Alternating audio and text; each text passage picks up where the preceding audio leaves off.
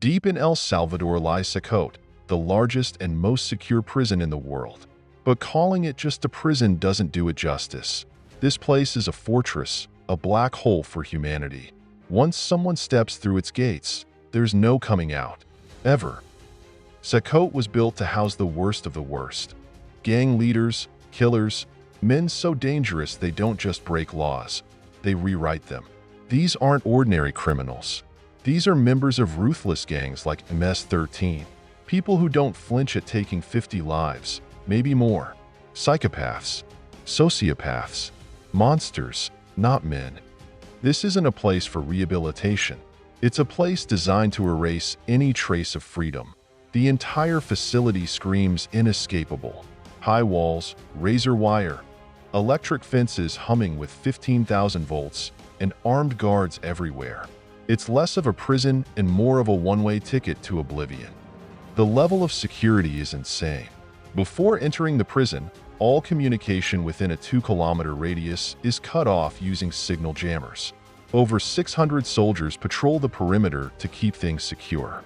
And for anyone entering the prison, including media or staff, there's an exhaustive screening process. High-tech X-ray scanners check for hidden objects, even showing internal organs. Guards conduct thorough searches, inspecting everything, right down to the inside of your socks. Even the guards wear masks to protect their identities because the gangs still have connections outside. Being recognized could put them or their families in danger. The transfers to CECOT looked like something out of a dystopian movie. Buses packed with chained prisoners rolled in during the night. These men sat silently, heads bowed, surrounded by heavily armed guards. None of them dared resist. They knew there was no way out. And why does El Salvador, a country of just 6 million people, need something this extreme? Because for years, the streets were ruled by gangs who turned neighborhoods into battlegrounds. In 2022, the government said enough was enough. In just 16 months, they arrested over 70,000 people, 2% of the entire adult population, and packed them into CECOT in one of the largest crackdowns in modern history. This is not just a prison. It's where the world's most dangerous men go to disappear.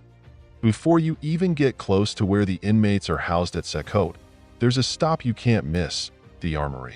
And trust me, it's not just for show. This section is the prison's insurance policy, fully stocked and ready, in case riots break out among the most dangerous criminals on Earth. The guards here don't carry just any weapons.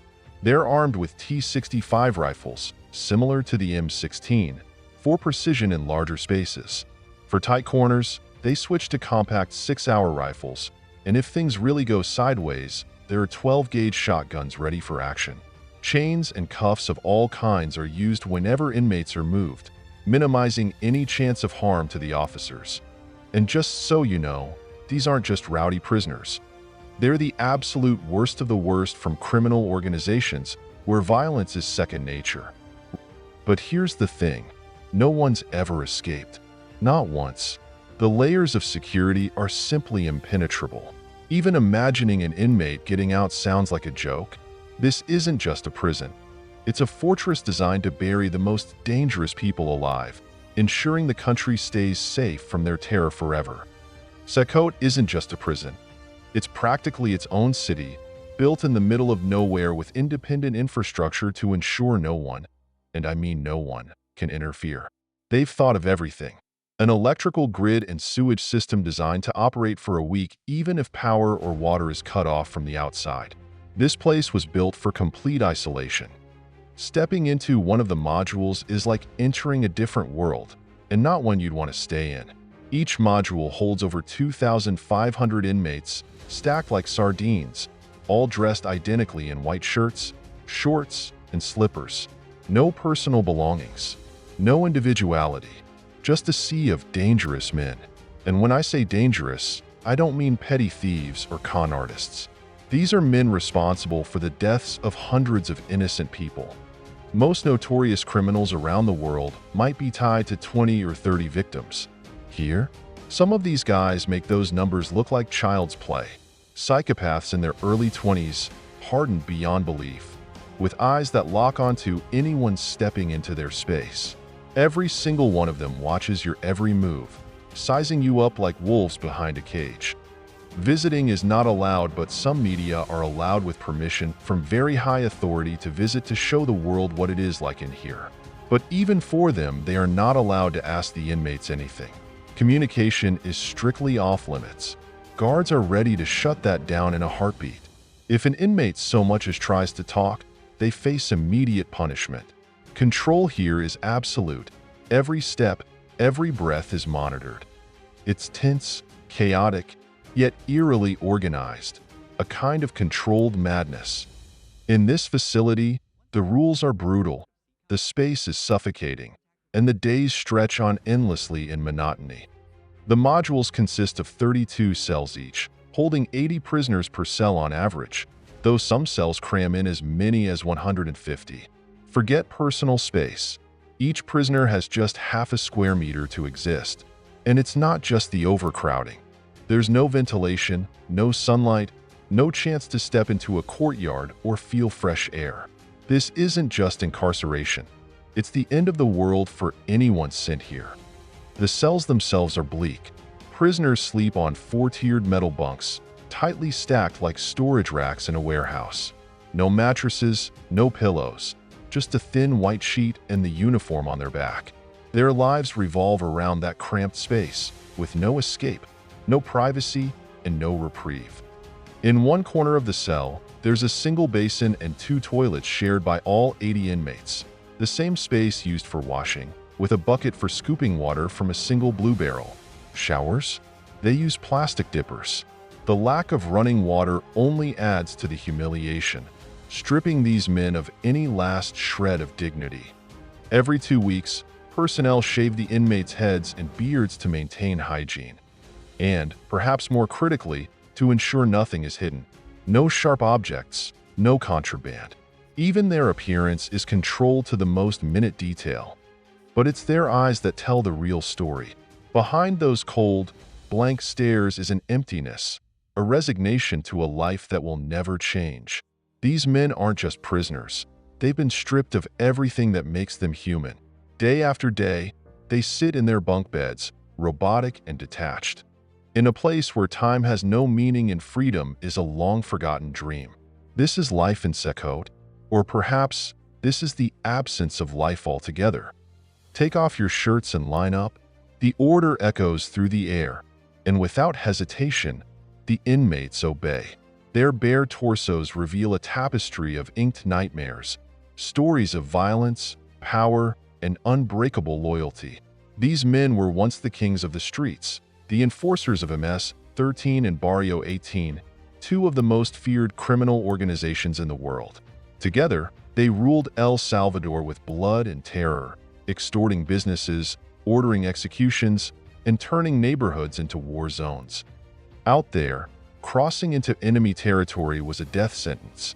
Here, in the cold, controlled chaos of CECOT, those same enemies stand shoulder to shoulder, trapped in the very system they once defied. There are no gang-controlled streets, no safe zones, just endless rows of cells packed with men who, in another life, would be at each other's throats. But in here, they have no choice. The tattoos tell the story. MS-13 affiliates bear the number 13, while Barrio 18 members mark themselves with 18,666, which adds up to 18, or Roman numerals. Some of these tattoos are warnings, others declarations of status. A face covered in ink means you're not just a member, you're a high-ranking, battle-tested warrior. On the streets, locking eyes with someone like that meant one thing: death was close. But the ink runs deeper than just numbers. A spiderweb tattoo signifies being caught in the web of justice, trapped for a lifetime. Devil horns represent allegiance to something far darker. Some even claim they committed their crimes under the devil's command. Then there's the teardrop, perhaps the most haunting of all. Each drop represents a life taken, and for some, the count is so high, they've stopped keeping track. And then there's the phrase "laugh now, cry later." A cruel reminder that, once upon a time, these men thought they were untouchable, kings of a kingdom built on fear. But the laughter has long faded. Now, They're just prisoners, locked away in a fortress designed to make sure they never see the outside world again. Are they truly beyond redemption? The answer is clear. These aren't just criminals. These are high-profile predators, men who live and breathe violence. Given the chance, they would do it all again.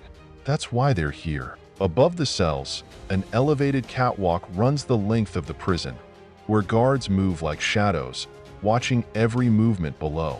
From this vantage point, nothing escapes their eyes. But they're not alone. Hundreds of cameras silently record every inch of the facility, ensuring that not even a whisper of defiance goes unnoticed. CECOT doesn't sleep. The lights stay on 24/7, denying prisoners even the comfort of darkness. At night, they drape towels over their faces, a desperate attempt to block out the glare. In the middle of this fortress, an inmate preacher recites verses from the Bible to those willing to listen, while others perform synchronized exercises under the watchful gaze of armed guards. These brief, regimented moments of movement are their only escape, 1 hour per week outside their cells. That's all they get. The rest of the time, they exist in a state of near paralysis, packed together like cargo, yet completely isolated. These men once ruled the streets with terror. Now, they can't even take a single step without permission. The routine is strict, relentless. The prison operates on a rotating schedule, as there isn't enough space for all inmates to leave their cells at the same time.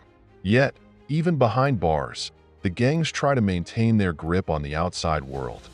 Outside, rumors swirl of revenge plots, gangs planning attacks on civilians to retaliate against the government's brutal crackdown. But the response from officials is just as ruthless. If they act, the punishment will be swift and severe. If they try anything, they won't even eat a grain of rice, one official warns. For now, they still receive 3 meals a day: breakfast, beans and rice; lunch, white rice, pasta, and 2 tortillas; dinner, exactly the same. No variety, no nutrition, no meat, just enough to keep them alive, but never satisfied. And then, there's the place no inmate wants to end up, the isolation cells. This is where the worst offenders within the prison itself are sent, locked away for up to 15 days. The doors are solid, the air thick with desperation. A small metal grate is the only opening, just large enough for guards to slide in food and secure handcuffs before moving prisoners. Inside, there is nothing. No bed, just a cold concrete slab. No books, no distractions. Time ceases to exist. The only light comes from a tiny opening in the wall, barely enough to let in a sliver of sunlight.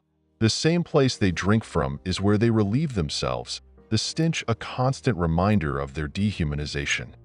And here, even the most hardened criminals break. Some inmates once controlled entire cities, deciding who lived and who died with a single command. Now, they have no control, not even over their own thoughts. They may beg for mercy, but none will be given. They can ask for forgiveness, but only God can grant it. Inside these walls, justice is not about rehabilitation. It's about making them pay. CECOT is not a place anyone would willingly step into, not even as a visitor. It's a fortress designed to erase its inhabitants from society, a final resting place for those who once terrorized the streets of El Salvador. For the criminals who stole the lives of innocent people, this is now their forever home. The message from the Salvadoran government is brutally clear. Crime is no longer tolerated, and the consequences are severe. While many criminals now face a lifetime behind bars, concerns remain about potential wrongful imprisonments.